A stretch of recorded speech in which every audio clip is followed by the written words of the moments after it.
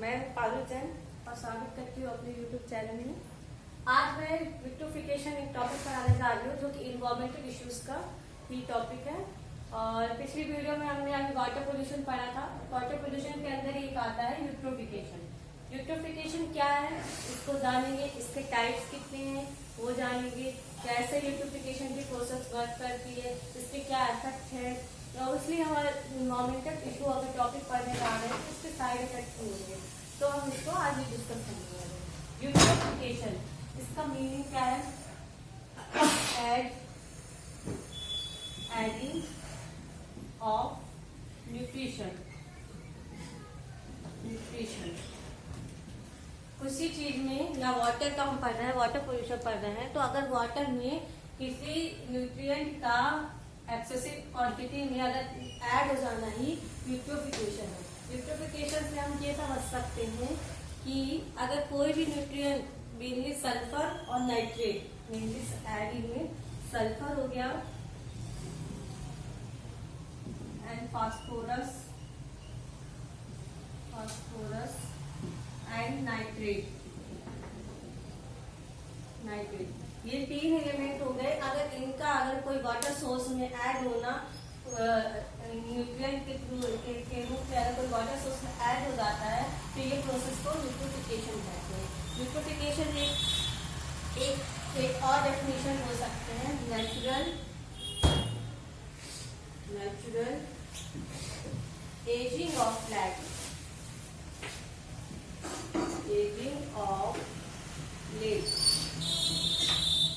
इसमें क्या है, एक कोई अगर न्यू लेक है, अगर कोई झील है, अगर वो नेचुरली है तो वो होगी डे टू डे, अगर उसमें न्यूट्रिएंट की क्वांटिटी बढ़ती जाएगी तो वो ओल्ड लेक बन जाएगी बाय एडिंग न्यूट्रिशन। ठीक, तो इसमें हम देख रहे हैं कि अगर कोई न्यू लेक है, जैसे कोई न्यू लेक है, अगर इसमें न्यूट्रिशन ऐड होते हैं, तो ये ओल्ड लेक में कन्वर्ट हो जाती है। ठीक है, तो अब तक हम क्या समझे कि अगर कोई न्यूट्रिशन का ऐड हो जाना, न्यूट्रिशन में क्या क्या आएंगे, सल्फर या फास्फोरस, सल्फर या फास्फोरस का ऐड हो जाना किसी वाटर सोर्स में, एक्वाटिक इकोसिस्टम में, यूट्रोफिकेशन प्रोसेस है। उससे क्या होता है, एजिंग, यानी उनकी एज बढ़ जाती है। जैसे हमारी एज होती है ना, हमारे 10 साल के, 20 साल के, 25 साल के, हमारी एज हो जाती है। इसी तरह कोई वाटर सोर्स है, लेक है, झील है, जहाँ पे जाता है सारा पानी, लेक है, उसमें नेचुरली उसकी एज हो जाना। जैसे नदी को बोलते हैं ना, इतने साल पुरानी है नदी, यहाँ से बह रही गंगा नदी इतने साल पुरानी है। जैसे कोई भी वाटर का ओरिजिन होगा क्या है, उसकी एजिंग बता देता है।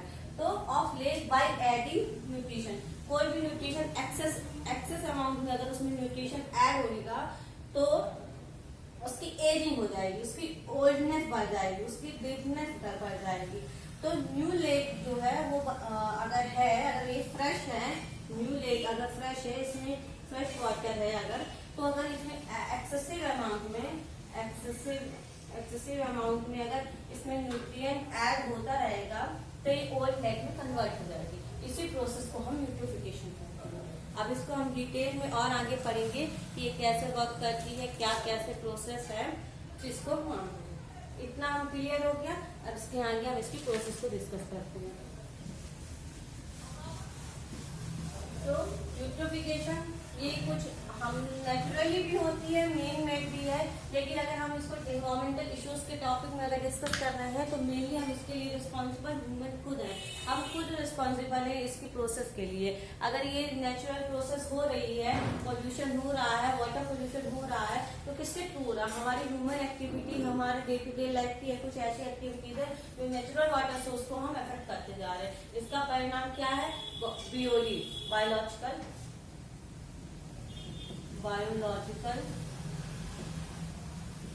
ऑक्सीजन डिमांड,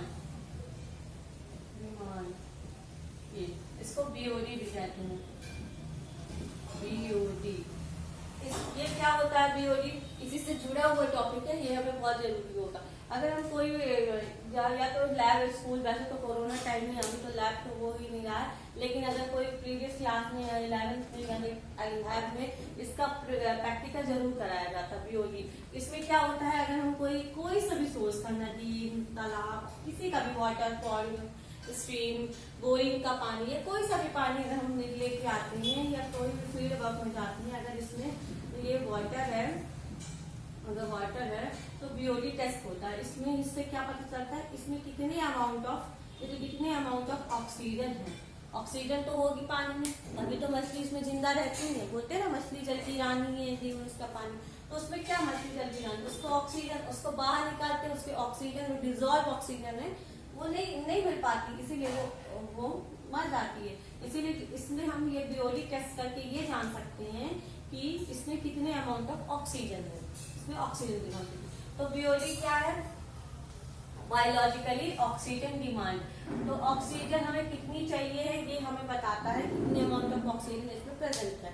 इसमें बेसिकली क्या होता है कि लो ऑक्सीजन इन वाटर, जब वाटर में अगर O2 जो है O2 लेस हो जाएगा तो ये एक बहुत बड़ी प्रॉब्लम हो जाएगी। इसमें जो उसमें रहने वाले प्लांट, एनिमल जो भी है उनको प्रॉब्लम होगी, क्योंकि वो एक अमाउंट में ऑक्सीजन चाहिए तो हमें भी चाहिए होगी। तो अगर हमें ऑक्सीजन प्रॉपर अमाउंट में नहीं मिलेगा तो हमारे लिए भी प्रॉब्लम होगी। इसमें क्या होगा, जो वाटर के जो ऑर्गेनिज्म होंगे, वाटर ऑर्गेनिज्म वो मर जाएंगे। क्यों, अगर वाटर नहीं मिलेगा तो वो फोटोसिंथेसिस की प्रोसेस कर पाएंगे, नहीं कर पाएंगे। हमको O2 ही नहीं दे पाएंगे, अगर उनको CO2 नहीं मिलेगा तो हमको O2 कैसे देंगे, और हमको O2 नहीं मिलेगा उनका फोटो प्लांट जो है वो भी मरने लगेंगे, क्योंकि एनिमल जो है एक्वाटिक फिशेस वगैरह हो गए, स्मॉल फिश लार्वा हो गए, वो भी वाटर जो ऑर्गेनिज्म है वो मरने लगेंगे। अगर वो मरेंगे तो डाई होंगे, तो उनका जो डेड बॉडी होगा, डेड बॉडी जो होगा बॉडी वो कहाँ डिकम्पोज होगा इन वाटर, उनमें रिमेन रह जाएगा। डिकम्पोज तो बाद में होगा, पहले इसमें रिमेन रह जाएगा, वाटर सोर्स में रिमेन रहेगा, रिमेन इन वाटर।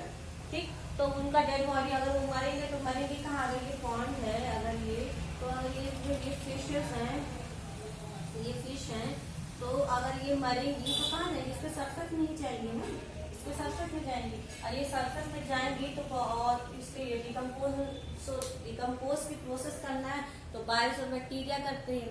तो बैक्टीरिया जो डिकम्पोज करेंगे उनको भी ऑक्सीजन चाहिए। तो वैसे ही गरीबी चल रही थी ऑक्सीजन की, और से ऑक्सीजन की कमी चल रही थी। अगर और ऑक्सीजन के डिकम्पोजिशन की प्रोसेस में चाहिए तो और कमी हो जाएगी ऑक्सीजन की। तो क्या होगा, डेड बॉडी में भी वाटर, ये जो वाटर में अब ये डिकम्पोज हो जाएंगी, डिकम्पोज। अब ये डिकम्पोज होंगी, जो डेड बॉडी होंगी तो ये वाटर सोर्स में रह जाएंगी, और इस तरह ऑक्सीजन की जो है कमी रह जाएगी। तो ये टेस्ट होता है, बीओडी टेस्ट भी रोज नाम से जानेंगे। अगर कभी कॉलेज खुले, स्कूल खुलेगा तो आप लैब जाएंगे तो आप करेंगे तो देखेंगे कि बीओडी टेस्ट होगा। अगर नहीं कराएंगे तो टीचर से बोला बीओडी टेस्ट जरूर कराइए। क्या कितना कोई सा भी सोर्स का आप पानी लीजिएगा, कोई भी नदी, तालाब, झरना, जहाँ का, घर का, स्कूल का, जानिए तो उस बॉटल में कितने अमाउंट ऑफ ऑक्सीजन है, कितने अमाउंट ऑफ ऑक्सीजन डिजॉल्व है। ठीक है, ये बीओडी हम समझे। अब हम इसको यूट्रोफिकेशन से के टॉपिक में ये कैसे कोरिलेट होता है, अब इसको हम जानेंगे। यूट्रोफिकेशन की प्रोसेस क्या है, हम पहले डिस्कस किए थे। Adding of excessive amount of nutrient, excessive limit से ज्यादा, कोई भी चीज अगर लिमिट से ज्यादा हो जाती है तो हमारे लिए प्रॉब्लम क्रिएट करती है। न्यूट्रिएंट, आप बोलेंगे कि अगर किसी चीज में न्यूट्रिएंट ऐड हो गए तो कितनी अच्छी बात है, हम तो न्यूट्रिएंट लेते हैं, खाते हैं, लेकिन जब कोई भी चीज एक्सेस हो जाती है, बहुत ज्यादा हो जाती है, तो एक प्रॉब्लम का रूप ले लेती है। और ये प्रॉब्लम क्या है, यूट्रोफिकेशन कहलाएगी। ये वाटर पॉल्यूशन के टॉपिक में आएगी, वाटर मीटिंग होती है ज्यादा। ठीक है, तो इसमें क्या है, इसके प्रोसेस को हम जानेंगे। जैसे रन ऑफ आता है, run off agricultural waste water, sorry ये वाटर वाटर। तो जो रन ऑफ कहीं ना कहीं से एग्रीकल्चर सोर्स का जो वाटर है वो रन ऑफ होके या कोई सा भी और या सीवेज वाटर, ये सीवेज वाटर अब ये रन करके आ रहा है तो ये कुछ क्या क्या कंटेन किया होगा, कुछ तो न्यूट्रिएंट लाया होगा ना, नाइट्रोजन फास्फोनाइट्रेट लाया होगा, नाइट्रेट हो गया, सल्फर हो गया, ये सल्फर हो गया, ये सारे फास्फोरस हो गया, ये जो हम एग्रीकल्चर के प्रोडक्ट के लिए खेतों में हम डालते हैं ना, नाइट्रेट डालते हैं, फास्फोरस वगैरह न्यूट्रिएंट डालते हैं, तो अब वो एग्रीकल्चर बेस्ड है तो उस पानी में तो डिजॉल्व हो गई, अब वो रन ऑफ करके ये सारे कंटेंट्स लेके आ रहा है तो ऑब्वियसली न्यूट्रिएंट्स लेके आ रहा है। अब ये कहाँ मिल जाएगा, फर्स्ट स्टेप हुआ, जी इसको हम फर्स्ट स्टेप कहेंगे। सेकेंड स्टेप क्या है, सेकेंड स्टेप को हम कहते हैं, ये कहाँ होगा, ऐड हो जाएगा, ऐड इन एक्वाटिक सिस्टम या इकोसिस्टम, कहीं पे भी जहाँ पे भी पॉन्ड होगा, एग्जांपल के लिए कोई भी वाटर सोर्स होगा, पॉन्ड हो गया या कोई भी रिवर हो गया, ये कहीं पे भी लेक हो गया, इसमें ऐड हो जाएगा। अब यहाँ ऐड हो तो गया, अब इसका पानी में अगर बहुत ज्यादा न्यूट्रिएंट होगा, अब थर्ड स्टेप क्या आएगा, थर्ड स्टेप आएगा कि अब वहाँ पे वाटर का जो क्या बोलते हैं एक्वाटिक जो सिस्टम है उसमें न्यूट्रिएंट जो है बहुत अमाउंट में आ गए, अभी बहुत अमाउंट में आ गए हैं, उसके डिसएडवांटेज होंगे, क्या डिसएडवांटेज होंगे, जो प्लांट होगा, प्लांट एल्गी, ये क्या होगा, ब्लूम, यानी बहुत सारे हमने देखा होगा कोई भी तालाब वगैरह में अगर बहुत गंदगी होती है तो हरे हरे कलर की एक लेयर लग जाती है, हरे कलर की लेयर, उसमें पानी के ऊपर तैरती रहती है, इससे ये बताता है कि एल्गी ब्लूम, यहाँ का पानी बहुत डर्टी है, एल्गी ब्लूम हो जाएगी, ठीक है। और इसी के दो केस बनते हैं, दूसरा क्या केस बनेगा, जो एनिमल होंगे, एनिमल डाई, क्यों एनिमल क्यों मर जाएंगे, एनिमल को चाहिए ऑक्सीजन और उनको ऑक्सीजन नहीं मिलेगी, क्यों नहीं मिलेगी, जो प्लांट है वो बहुत ओवरग्रोथ हो गए हैं, जो सनलाइट है वो आ नहीं पा रही है, सनलाइट जो आ रही है एक लेयर बना के रख दिए हैं, ये जो ब्लू ग्रीन एल्गी लगी हुई है वो एक लेयर बना के रख दिए हैं और इसके नीचे पानी है और इसमें लेयर लगी हुई है, तो जो सनलाइट आ रही है हम इसको समझते हैं, जो हमारी ये सनलाइट यहाँ से आ रही है तो ये रिस्ट्रिक्ट कर रही है, इसके नीचे जाने ही नहीं दे रही है, तो एल्गी अपना फ्रोजन बना रही है, फोटोसिंथेसिस की प्रोसेस कर रही है, अपना एल्गी का काम बढ़िया चल रहा है, वो अपना फूल बना रही है, अपना प्रोडक्शन कर रही है, एल्गी का वो रह रही है, लेकिन जो उसके नीचे का जो लेयर है पॉन्ड का, लेक का, वहाँ पे वाटर सनलाइट जा नहीं रहा और सनलाइट नहीं जा रहा जिससे इनको एनिमल को प्रॉब्लम हो रही है, वो तो ग्रोथ कर नहीं पाएंगे। तो अब क्या देख सकते हैं चौथा पॉइंट में एल्गी ब्लूम होगा और जो सनलाइट है, सनलाइट वो तो रिस्ट्रिक्ट हो गया ना, रिस्ट्रिक्ट, अब ये सनलाइट रिस्ट्रिक्ट हो गई, सनलाइट पार नहीं जा रही है, तो क्या होगा, ये जो प्लांट है अंदर की, अरे ऊपर की जो एल्गी है ये प्लांट को हम हटा देते, जो एल्गी है इधर ये ब्लूम हो रही है, लेकिन जो प्लांट है वो डाई, वो तो मरेंगे ना, डाई, वो जो अंदर के जो प्लांट है जिनके पास नहीं जा रही है सनलाइट, जो वो तो मर जाएंगे ना, उनको भी तो चाहिए ना, सनलाइट चाहिए है अपना फोटोसिंथेसिस करने के लिए, उनको ग्रोथ करने के लिए और CO2 लेने के लिए, तो वो तो मर जाएंगे अंदर ही अंदर बिना सनलाइट के, तो जो मरेंगे तो इनकी जो डेड बॉडी होगी, dead body remain in water source surface, तो जो वाटर रिसोर्स का कोई भी सोर्स है जहाँ पर नदी तालाब जो भी है उसका जो सरफेस होगा, जो तल बोलते हैं तो उसका सरफेस होगा, उसमें रिमेन रह जाएगी। अब ये रिमेन रह गई तो अब क्या होगा, ये फिफ्थ पॉइंट होगा, अगर ये रिमेन रह गई तो अब क्या होने वाला है, जो बैक्टीरिया है, गार्डस बैक्टीरिया जिसको बोलते हैं बैक्टीरिया हो गए, वो अपना काम करना शुरू कर देंगे, सिक्स सिक्स स्टेप है। जो बैक्टीरिया है, बैक्टीरिया तो बैक्टीरिया ये अपना काम, ये ये बैक्टीरिया अपना काम डिकम्पोज करने का शुरू कर देंगे। अब डिकम्पोज करने देंगे तो फुल लास्ट स्टेप क्या आएगा, ये सेवंथ स्टेप क्या आएगा, डाइंग बोले तो क्या है कि जो डेड बॉडी है वो डिकम्पोज हो गई और जो ये सरफेस था यहाँ पे स्टिक कर गई, यहाँ रह गई, ठीक, यहाँ रह गई। अब इसका वाटर का जो लेवल है वो कम होता जाएगा, जो वाटर का लेवल है वो कम होता जाएगा। थोड़ी देर तक यहाँ तक का सरफेस जाम हुआ, ये जो ये है। अब कुछ दिन बाद अगर यही प्रोसेस और ज्यादा होती गई तो यहाँ तक हो गया। मान लीजिए ये कोई पॉइंट है, ये कोई पॉइंट है, अब इसको ज्यादा न्यूट्रिएंट ऐड हुआ तो ये एरिया कवर हो गया, फिर और ज्यादा ये प्रोसेस फिर और ज्यादा होने लगी तो ये यहाँ तक हो गया, फिर और ज्यादा ये प्रोसेस होने लगी तो यहाँ तक हो गया। फिर एक दिन ऐसा आएगा कि जो न्यू लेक था, जब यहाँ तक सिर्फ थोड़ा सा था तो न्यू लेक मानेंगे, लेकिन जब धीरे धीरे ये प्रोसेस बहुत ज्यादा अमाउंट में होने लगेगी, न्यूट्रिएंट बहुत ज्यादा स्टोर होने लगेंगे, बहुत ज्यादा होने लगेंगे, तो ये जो है पूरा हो जाएगा कवर न्यूट्रिएंट से।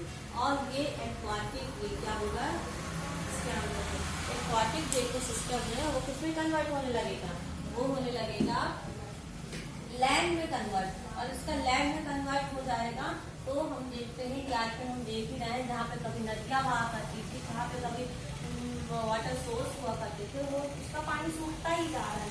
वहाँ पे पानी जहाँ लैंड हुआ करते थे वहाँ लोग क्रिकेट ग्राउंड बना के खेल रहे हैं। हमारे आसपास तो बहुत देखा जा रहा है कि जहाँ पे नदियाँ बहती थी वहाँ वो जगह का नदियों का पानी नहीं है, अब वहाँ वो लैंड कन्वर्ट हो चुका है। क्यों, न्यूट्रिएंट इतना ज़्यादा ऐड हुआ, वाटर सोर्स कम हुआ, ऑक्सीजन कम हुआ, जो प्लांट एनिमल थे और जो एक्वाटिक एनिमल थे वो मरते गए और पानी का सोर्स कम होता गया। तो ये प्रोसेस हुई। अब हम जानेंगे कि एक्वाटिक इकोसिस्टम यूट्रोफिकेशन के कितने टाइप होते हैं। तो और इसका टाइप और इसका टाइप दो टाइप के होते हैं। पहला क्या है, नेचुरल, दूसरा है मैन मेड या आर्टिफिशियल।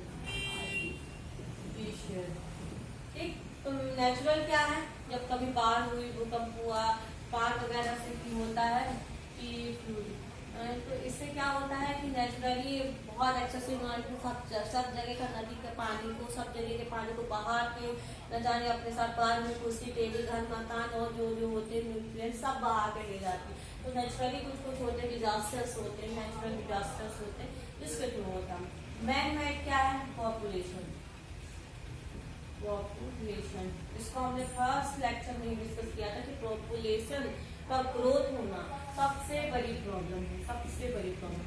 पॉपुलेशन का ग्रोथ होना, इंडस्ट्रियलाइजेशन